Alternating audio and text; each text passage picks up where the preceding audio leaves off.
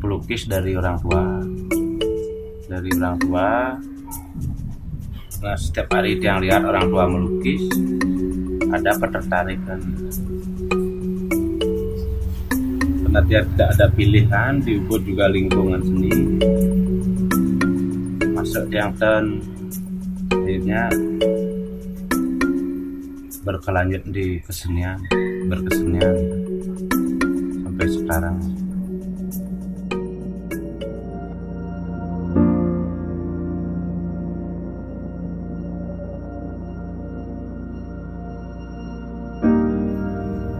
Tanjangnya nyoman setarje adan dilukis tiang pandi.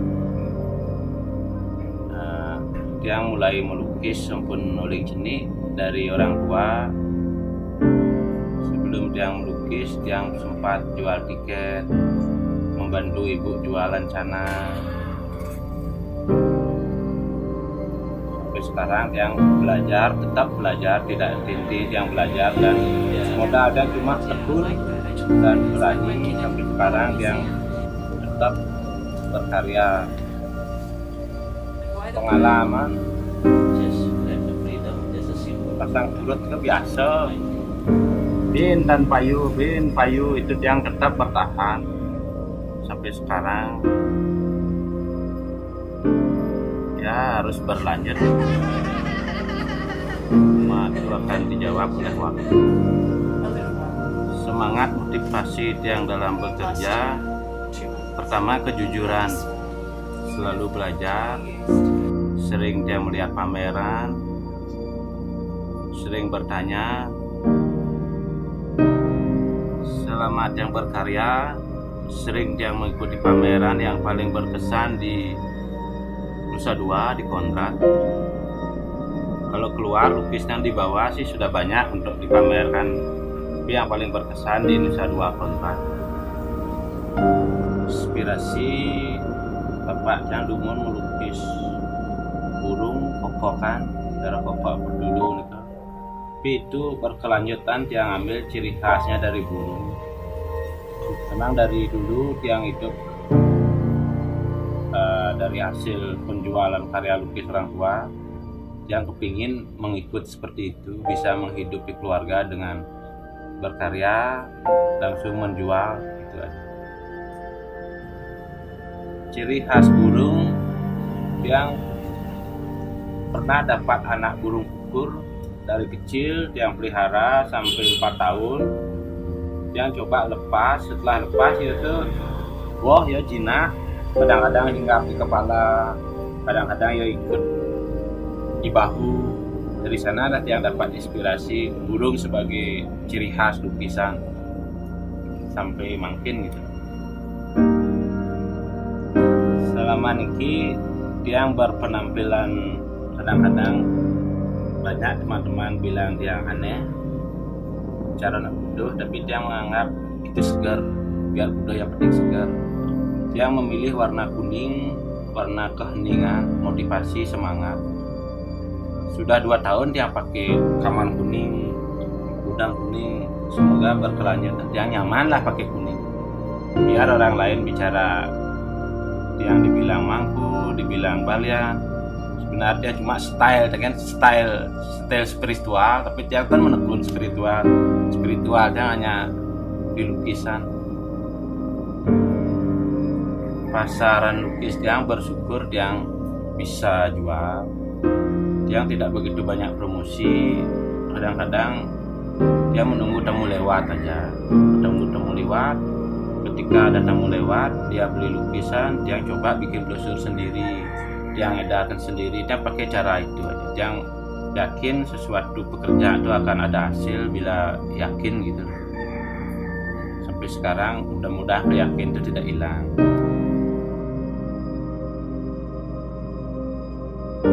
Ya, Pak Pandi, mengenal seorang Pak Pandi yang kemarin dari dulu saya ketahui dari SMA penggemar reggae, yang penggemar reggae, samping itu dia juga punya keahlian bisa melukis gambar dari awal yang bertemakan burung, ciri khasnya burung, dan juga banyak sekali Dari dulu yang saya tahu.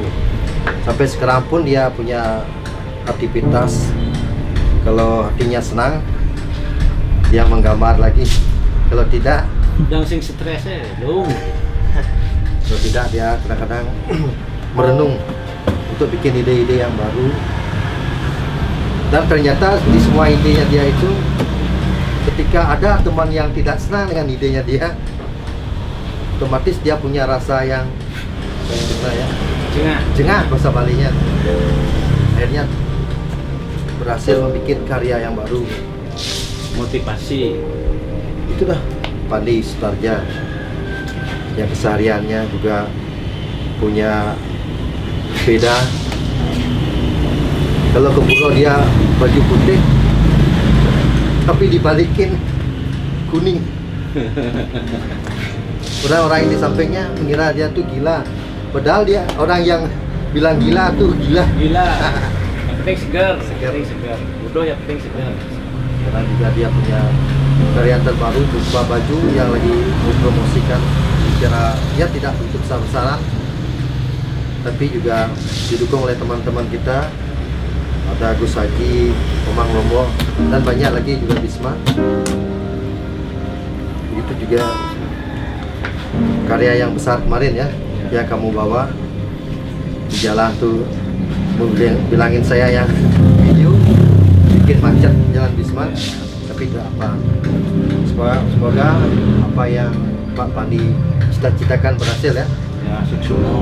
Itu motivasi dari teman-teman. Ya itu aja dari saya. Terima kasih juga, sukses buat Pak Pandi untuk tema yang baru, biar itu yang penting segar. Jah Rastafara ya. Yah. Ya, sedikit dari saya untuk Mr. Pandi Sutarja yang punya hobi melukis. Sebenarnya dia already famous tapi belum dikenal, tapi sudah terkenal sekarang. Dari karyanya yang banyak humoris, kadang-kadang bergaya Ala beras. spiritualis, Ya. tapi dia bukan seorang spiritual begitu. Terkadang dia seperti gila tetapi tidak gila. Ya, dia seperti apa ya, sosok yang penghibur begitulah. Bisa dibilang penghibur begitu. Dan juga dia banyak teman, suka mencari teman begitu. Beliau adalah sosok yang humoris, menghibur. Banyak orang yang bilang dia itu agak sedikit gila, tapi menurut saya sebenarnya ya emang kayak gila gitu. Dan tentang karya-karyanya menurut saya bagus semua. Saya dari jauh, dari Lombok, melihat hasil karya beliau bagus, diakui lah. Dan jiwanya itu sebenarnya pecinta musik reggae klasik, tapi agak acak-acakan, kurang diatur juga gitu. Terus ya pokoknya the best lah buat Bli Pandi. Dan satu kata buat dia, biar butuh yang penting segar, gitu aja. Pertama kali saya mendengarkan Pak Pandi, Bli Pandi, Mr. Pandi. Saya baca sebuah majalah yang bilang dia terkenal 2020. Saya mulai tanya-tanya di otak saya, apa sih karyanya, apa sih motivasinya dalam zaman modernisasi ini dengan karya-karya yang banyak realis, pointilis. Dia ternyata punya aliran yang berbeda, jauh gimana ya, kayak karyanya dia tuh bisa mewakili dirinya sendiri. Kita dari karyanya pun bisa melihat orang itu seperti apa.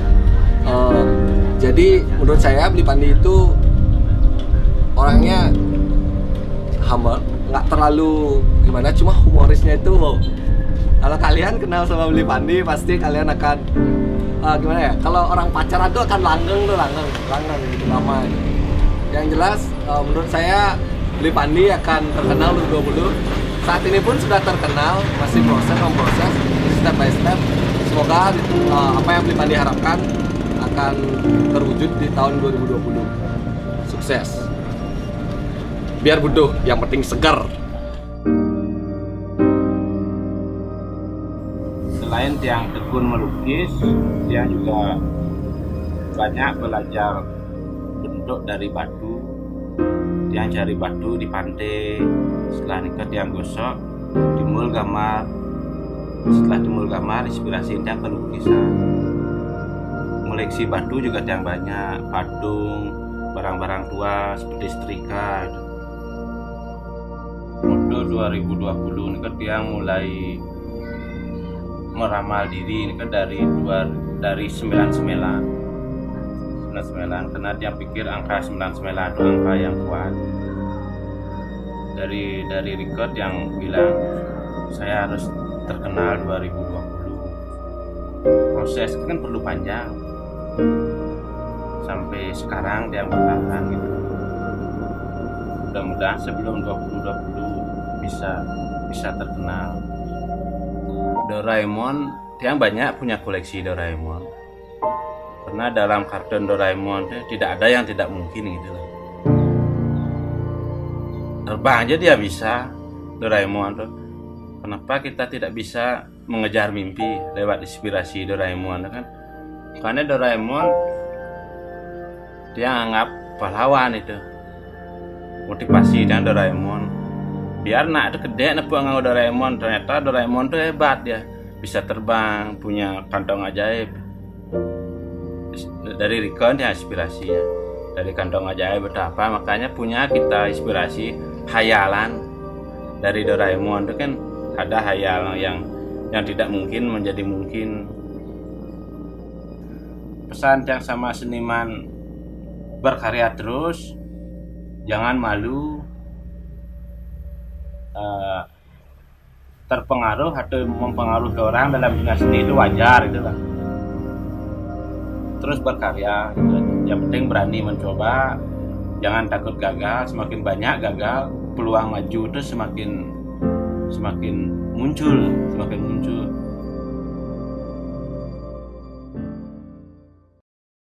Kirim. 1, 2, 3 aja. Semangat langsung ke kamar mandi, basahnya sakit langsung maju, mau imbo rokok akade yang sing misi rokok tai singnya besu ulian